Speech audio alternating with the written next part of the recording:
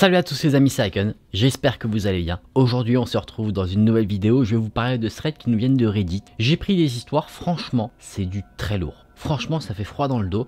Je dis beaucoup franchement, c'est pour vous dire que vraiment, elles sont assez coriaces. On va voir 2 ou 3 histoires, ça dépend du temps que fera la vidéo. Ce sont des histoires qui pourraient arriver vraiment à tout le monde. Il y a des histoires qui se passent quand quelqu'un est enfant. Il y a des histoires qui se passent quand quelqu'un rentre chez elle, des histoires de rencontres avec des personnes qui sont à première vue pas effrayantes du tout, mais qui en fait cachaient très bien leur jeu. Donc les amis, si la vidéo vous plaît, n'hésitez pas à liker la vidéo, n'hésitez pas également à vous abonner à la chaîne. Et nous on est parti pour se plonger dans ces témoignages effrayants qui nous viennent de Reddit. Dans cette première histoire, on va voir l'histoire de Paul. Paul avait aux alentours de 9-10 ans quand l'histoire effrayante lui est arrivée.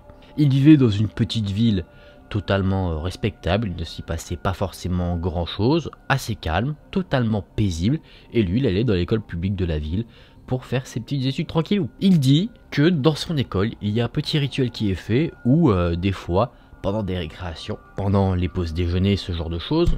Oui mon chat, oui, viens écouter l'histoire, tu t'installes et tu écoutes l'histoire comme tout le monde. Il dit que le petit rituel c'est, en fait les étudiants ils se mettent devant le tableau, enfin les étudiants et les écoliers, et ils chantent une petite chanson comme ça, et lui il aime pas trop ça, parce qu'il trouve que les enfants chantent mal, du coup ça lui fait mal aux oreilles, donc lui plutôt que de participer à cette sorte de chorale, il décide de rester à l'extérieur et de lire des bouquins. Il est en train de lire tranquillement son petit bouquin quand il entend une voix masculine qui dit « Hé, viens par ici ». Au début il l'ignore parce qu'il pense que c'est quelqu'un à l'extérieur de l'école qui parle à quelqu'un d'autre, mais à un moment donné, en levant un peu les yeux de son bouquin, il voit qu'il y a un vieil homme de l'autre côté de la grille de l'école qui le regarde directement. Au début, il se dit que cet homme faisait que passer, mais peut-être qu'il était là pour une autre raison, et une raison plutôt malsaine. Il pense que le vieil homme va traverser la route et aller frapper à une porte parce qu'il doit se rendre quelque part, tu vois, genre peut-être qu'il parlait à quelqu'un qui était à une fenêtre, qui lui disait de venir pour ouvrir une porte, parce que dans le coin où se trouvait l'école, il y avait des sortes d'appartements et du coup, fallait avoir un code, ce genre de choses pour pouvoir accéder au logement. Sauf qu'il n'en est rien, parce que le vieil homme, il va parler de nouveau à Paul. Et ce qu'il va dire, ça lui a glacé le sang et il s'en souvient encore très bien aujourd'hui. Ce qu'il dit, c'est ne sois pas effrayé, je n'ai pas vu de petit garçon depuis bien longtemps.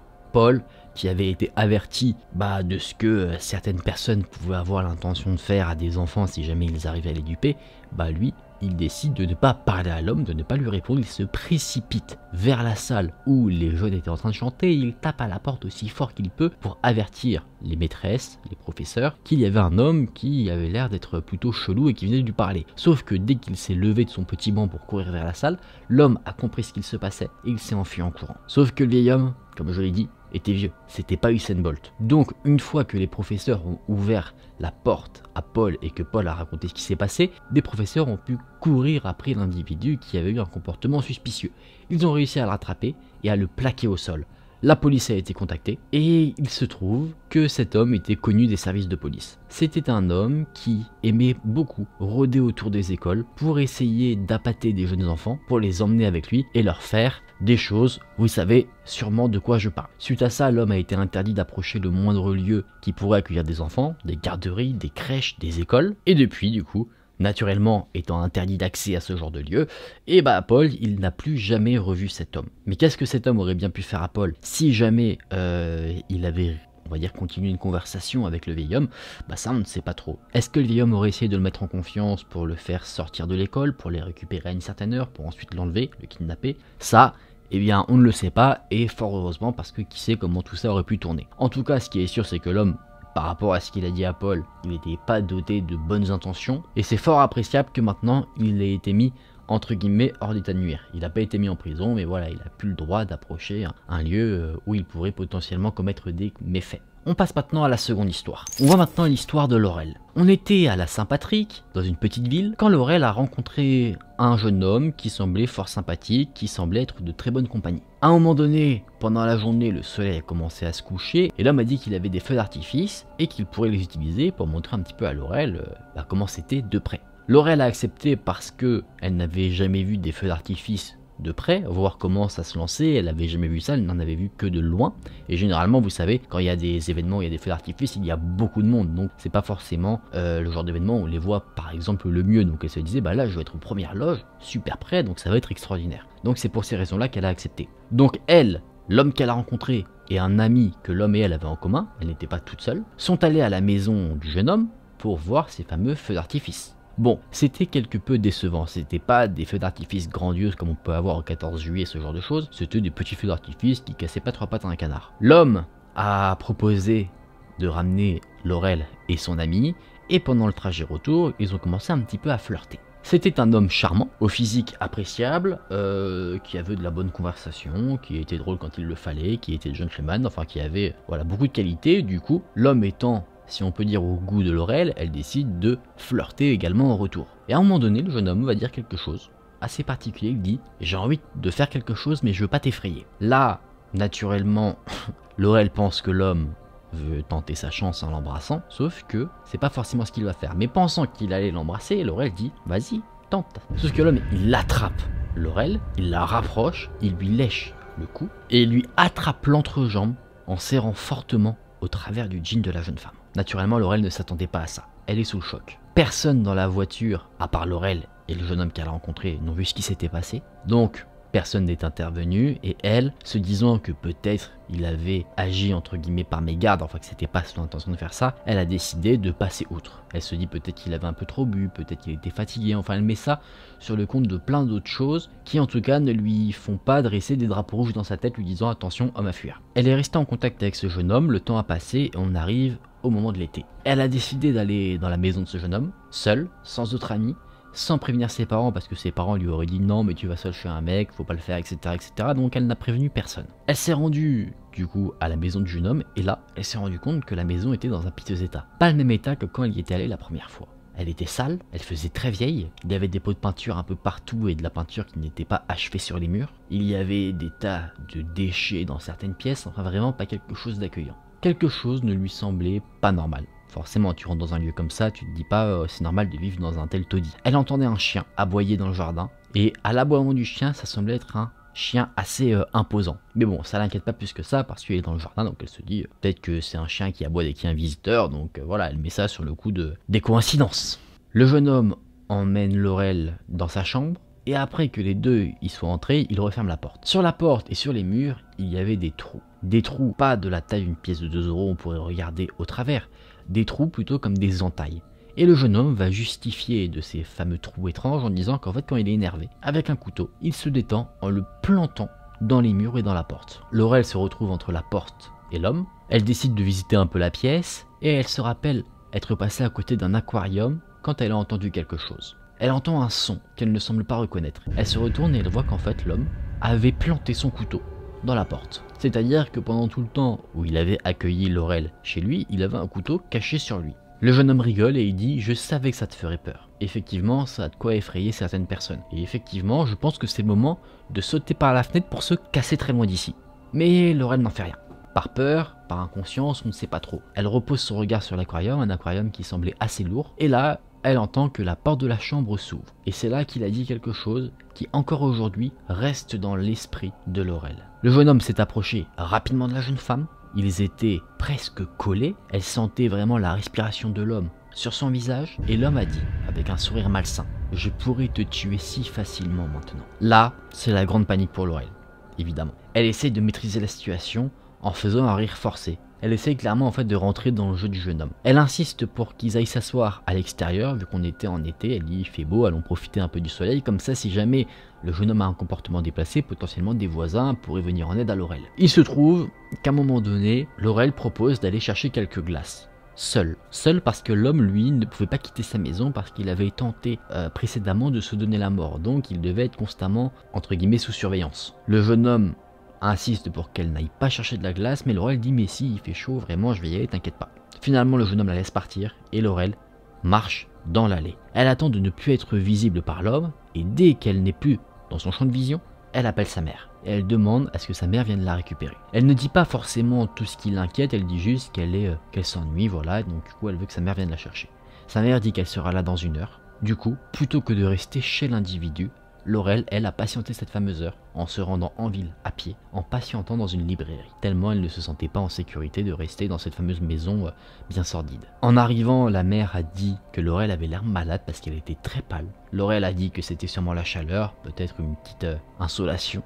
alors qu'en fait, c'est juste qu'elle était totalement paniquée de ce qui lui était arrivé. Elle n'a jamais parlé de cette histoire à ses parents. Et eux, ils ont oublié cet événement. Ils pensent toujours que quand elle était étrange ce jour-là, c'est parce qu'elle avait potentiellement fait une insolation alors qu'elle avait vécu quelque chose de traumatisant. Elle n'a plus une nouvelle de cet homme. On ne sait pas ce qu'il est devenu. Est-ce que c'était juste quelqu'un un petit peu détraqué qui avait un humour un peu macabre, assez glauque, ou alors est-ce qu'il avait de réelles intentions sordides vis-à-vis de Laurel? Ça, on ne sait pas. Et c'est là le mystère de toute cette histoire. Alors, petit message de prévention suite à cette histoire, si jamais vous avez un peu des drapeaux rouges comme ça qui s'installent dans votre tête, ne faites pas comme Laurel, parlez-en. Parce que si jamais il s'était passé quelque chose de grave à ce moment-là, les parents de Laurel, par exemple, ne l'auraient jamais su parce que elle n'avait pas dit où elle allait. Donc il faut toujours tenir à informer quelqu'un d'où on va, si jamais on n'est pas trop sûr. Si vous allez juste au McDo pour vous prendre votre menu Maxi Best Of, t'as peut-être pas forcément besoin de prévenir quelqu'un que tu vas au McDo, sauf si tu dois faire un certain trajet, etc.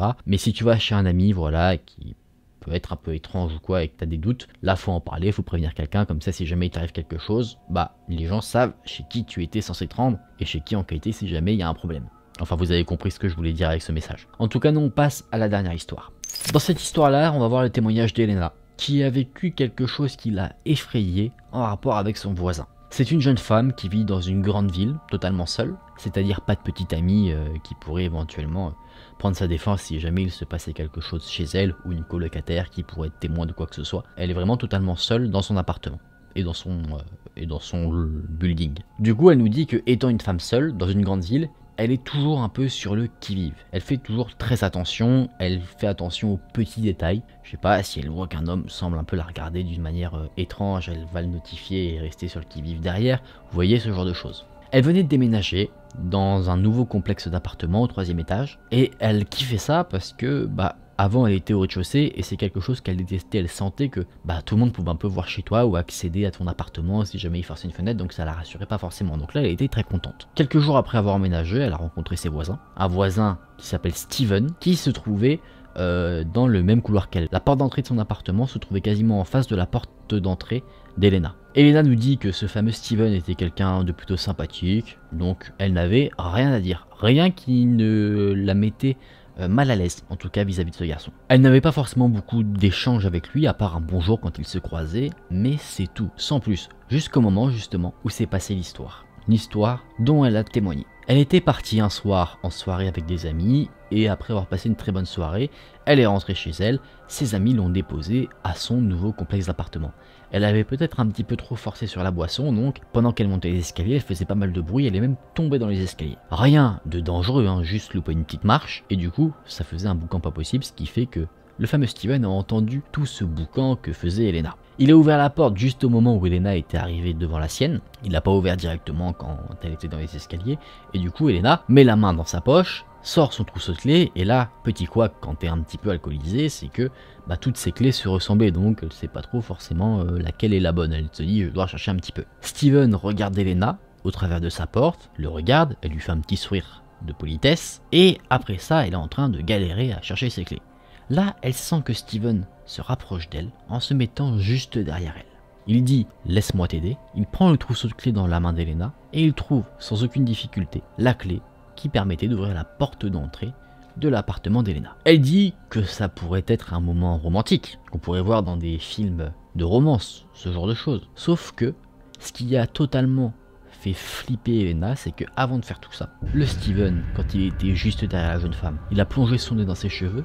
Il a respiré vraiment super fort pour renifler un peu le parfum d'Elena. Quelque chose de très creepy. Tout de suite, ça a allumé la petite flamme d'alerte dans la tête d'Elena. Donc Elena, une fois que la porte d'entrée était ouverte, ni une ni deux, elle est rentrée dans son logement, elle a fermé la porte, elle l'a fermée à clé, elle s'est reculée un petit peu, elle a patienté quelques instants. Elle a entendu toujours la respiration forte de Steven de l'autre côté de la porte. Doucement, Elena ouvre un petit peu le petit truc du Judas. Elle place son nez pour voir si Steven est toujours de l'autre côté de la porte. Et là, elle ne voit rien. Mais quand je dis elle ne voit rien, c'est pas qu'elle voit son couloir, c'est qu'elle ne voit rien du tout. Elle voit du noir. Ce qui veut dire que quelqu'un est littéralement en train d'obstruer le champ de vision pour que personne ne voit ce qui se passe. Elena regarde toujours et là, elle se rend compte qu'en fait Steven se recule du Judas. En fait, il essayait de voir Elena par le Judas, mais du côté extérieur de la porte. Ok ? Là, Elena, elle se recule en faisant un léger cri de terreur pour que Steven ne soit pas alerté de tout ça. Elle sent qu'elle est totalement froide comme de la glace parce qu'elle est terrorisée. Et après ça, elle entend des bruits de pas. Elle regarde de nouveau dans le Judas, elle se rend compte que Steven retourne dans son appartement. Après ça, cette nuit-là, elle n'a plus rien entendu d'autre. Les quelques semaines qui ont suivi, elle entendait un peu la même chose que ce fameux soir. Elle entendait une respiration qui l'alertait, et quand elle allait voir le Judas, elle ne voyait également rien du tout. C'est-à-dire que Steven, de temps en temps, essayait d'observer Elena chez elle, au travers du Judas en regardant de l'extérieur. Elena nous dit, pour conclure cette histoire, que parfois Steven gratte un peu à la porte, mais en tout cas, quand Elena elle sort de chez elle, lui il ne sort pas. Il ne cherche pas à la croiser. C'est comme si en fait il cherchait à rester discret dans son comportement obscène. C'est là que cette histoire se termine. Je sais pas comment tu peux réagir en soi si tu as quelqu'un qui a ce type de comportement dans ton complexe d'appartement. Est-ce que tu peux contacter, je sais pas, la police? Est-ce que tu peux contacter un syndic de copropriété? Je sais pas trop comment tu peux gérer ce genre de situation. Je pense que tu peux appeler la police pour qu'il soit un peu remis à sa place. Mais après, ça demande peut-être des preuves. Je sais pas du tout. C'est assez... tu vois, ça c'est le genre de situation où je saurais pas comment tu pourrais t'en sortir. Je pense que le truc le plus évident à faire, c'est appeler la police, hein, mais j'ai un doute. J'ai un doute s'il pourrait faire potentiellement quelque chose. Les amis, on en a fini pour ces 3 témoignages de Reddit. J'espère qu'ils vous ont intéressé. On va en débriefer en se remettant dans une ambiance plus tranquille. Alors, ces histoires, là, clairement, c'est des choses qui pourraient arriver à tout le monde, hein. Comme je disais, une rencontre inopportune, ça, tu peux pas le prévoir, hein, tu peux pas le calculer. Quelqu'un qui te tombe dessus dans la rue, ou tu vois, je sais pas, tu as un événement dans ta ville et puis tu croises quelqu'un, tu sympathises un petit peu, ça se trouve c'est un gros psychopathe. Ça y est, vous commencez à penser à quelqu'un et vous vous dites mais si, ce mec là c'est un gros psychopathe. Tu peux avoir un voisin, tu vois, tes voisins tu les choisis pas en soi, donc tu pourrais avoir un voisin chelou, pareil, tu vois. Donc c'est ça qui était intéressant sur ces histoires, c'est que de 1, tu ne savais pas forcément quelles étaient les intentions des personnes qui ont effrayé ceux qui racontent leur histoire. Tu vois, ça se trouve Steven avait un comportement simplement déplacé, mais il n'avait rien de dangereux. Ça se trouve, dans la deuxième histoire, le jeune homme était juste un peu détraqué, sans pour autant être dangereux. Après, par contre, pour la première histoire, là, on a affaire à un vieil homme qui s'intéresse un peu trop aux jeunes enfants, donc là, oui, il fallait le mettre en état de nuire. Et même si c'est pas dit de manière explicite, on devine clairement quelles étaient ses intentions. Les amis, j'espère que ces histoires vous ont plu, qu'elles ne vous empêcheront pas de dormir cette nuit, mais en tout cas, elles vont sûrement vous faire regarder les gens d'une manière un peu différente. Dès que vous allez passer à côté d'une école et vous verrez un vieil homme passer, même si le vieil homme ne demande rien du tout, vous allez vous dire... Est-ce que ce mec-là, il voudrait pas parler à un enfant, ce genre de choses? Vous allez vous méfier peut-être de vos voisins. Mais bon, ne restez pas trop parano non plus, sinon vous allez vous empêcher de vivre. J'espère que j'ai réussi à vous divertir au son de ma voix avec ces histoires. Si vous avez aimé la vidéo, n'hésitez pas à la liker, n'hésitez pas également à vous abonner à la chaîne. Merci d'avoir regardé la vidéo. Toujours un plaisir pour moi de partager ces petits moments avec vous. On se dit à très vite dans une prochaine vidéo. Prenez soin de vous, c'était Again. Salut!